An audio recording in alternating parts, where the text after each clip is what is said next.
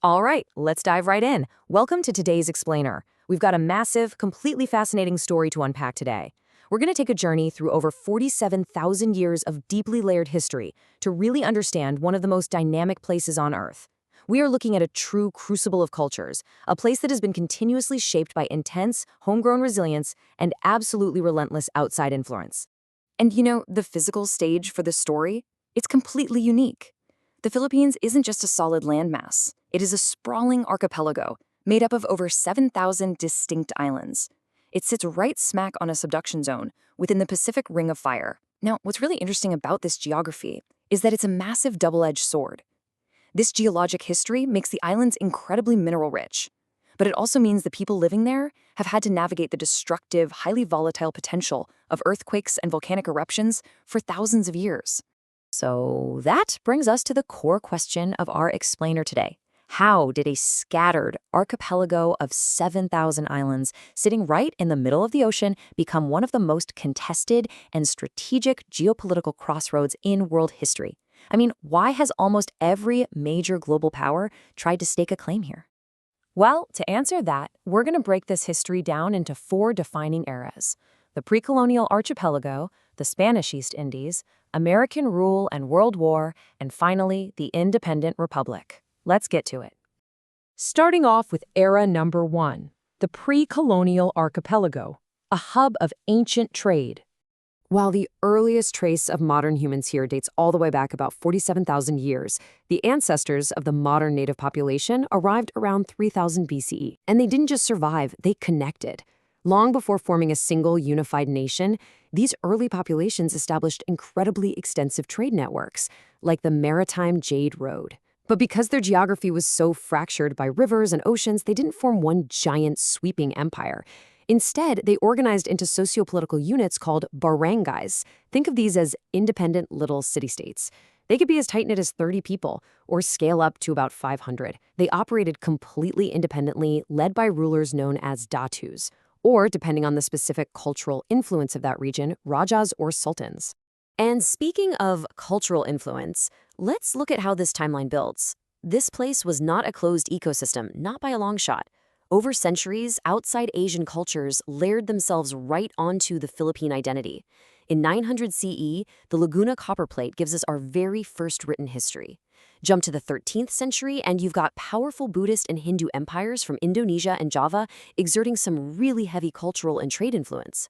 And then, by 1380 CE, a missionary named Makdum Karim arrives right alongside the merchants. He introduces Sunni Islam and actually builds the first mosque in the Philippines. So the islands were already this vibrant, multi-religious hub of global trade way, way before any European ever set foot there. Which brings us right to era number 2, the Spanish East Indies, marking 3 centuries of colonial rule. This massive shift all gets sparked in 1521, when Portuguese navigator Ferdinand Magellan lands in the archipelago under the Spanish flag.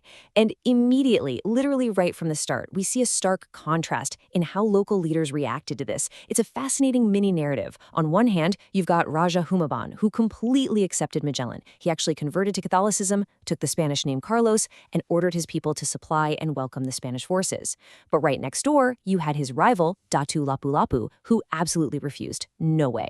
When Magellan tried to force his hand with a military assault on the island of Mactan, Lapu-Lapu's forces fiercely defended their home with spears and poison arrows. They overwhelmingly defeated the Spanish and actually killed Ferdinand Magellan himself in the battle. Now, despite Lapu-Lapu's fierce and historic resistance, the Spanish do eventually return in 1565, and this time they establish a permanent colony. So how do they maintain control of 7,000 islands for over 3 centuries? Well, they used what's called the encomienda system. This was the true economic engine of their colonization. Basically, all land was declared the exclusive property of the Spanish king. Native Filipinos were forced to work that land, owing a significant portion of their own harvest directly to the crown. And agriculture shifted heavily toward highly profitable cash crops. We're talking tobacco, coffee, and sugar, all to fund the expanding Spanish Empire. This colonial exploitation just simmered and built up for centuries until we hit a massive historical collision, 1898. This was the ultimate tipping point of empires. You have a passionate, homegrown Philippine revolution aiming for true independence, and it suddenly finds itself violently intersecting with the Spanish-American War. And that catapults us into era number 3, American rule and World War, which was truly a fight for true independence. The Filipinos had this intense, hard-fought hope for immediate freedom, but it was about to be completely derailed by the shifting interests of global powers. The sequence of events here happens incredibly fast, and it's super complex. The Philippine Revolution is already fighting the Spanish. Then, the Americans show up and decisively defeat the Spanish fleet at Manila Bay. So the Filipinos seize the moment. They draft a constitution and proudly declare the first Philippine Republic in 1899 with Emilio Aguinaldo as their president. But the United States flat out refuses to recognize this new state. Instead, they effectively bought the entire archipelago from Spain for $20 million. Just like that, one colonial master was replaced by another, which instantly sparked an open, brutal war between the newly formed Philippine Republic and the United States. And we really have to pause on the human cost of the Philippine-American War, because it was devastating. 200,000, at least 200,000 Filipino civilians died. And they weren't just killed in direct combat. They died from cholera, dysentery, widespread famine, and brutal scorched-earth tactics utilized by the U.S. military to root out local guerrilla fighters. It was a staggering tragedy that ultimately forced the Philippines into becoming an American territory. The islands remained under American control right up until the outbreak of World War II, which brought an entirely new level of devastation. In 1941, the Japanese Empire invaded. This brought on a horrific occupation marked by brutal abuses, forced labor, and the infamous Bataan Death March, where up to 15,000 Filipinos and 600 Americans died. But standing in stark contrast to that darkness was unbelievable resilience. Nearly 300,000 Filipinos organized themselves into an underground guerrilla resistance. They spent years aggressively and effectively disrupting Japanese control from within the archipelago. The tide finally turns in October 1944. American forces, heavily aided by the invaluable intelligence gathered by those Filipino guerrillas, make their return. And this triggers the Battle of Leyte Gulf. Now, this wasn't just a battle. It remains literally the largest naval battle in world history. It was a massive, multi-day clash that shattered the Japanese fleet and kicked off the hard-fought liberation of the islands, a liberation that ultimately culminated in devastating street-by-street fighting that left the capital city of Manila in absolute ruins. Which brings us to our fourth and final era, the Independent Republic, a modern story of struggle and resilience. Emerging from the sheer ashes of World War II, the Republic of the Philippines was officially born on July 4, 1946. But as we'll see, achieving independence definitely didn't mean the end of their struggles. One of the most defining and frankly tumultuous periods of this new republic was the administration of Ferdinand Marcos. He was elected in 1965 on broad promises of economic and social reform, but his presidency took a very dark turn. In 1972, he declared martial law, essentially suspending civil liberties. He even shifted the entire government over to a parliamentary system specifically to bypass term limits and retain his own power. The human toll here was severe. Historical records document 3,257 extrajudicial executions and 35,000 tortures under his regime. Ultimately, a heavily disputed snap election and massive civil unrest forced him into exile in 1986.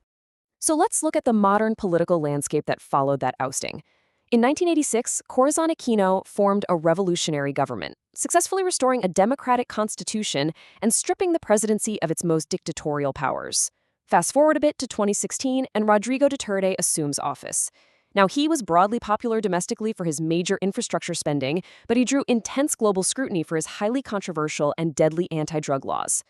And then in 2022, the pendulum swings again. Ferdinand Marcos Jr., the son of the former ruler, was elected, focusing his administration largely on socioeconomic recovery following the COVID-19 pandemic.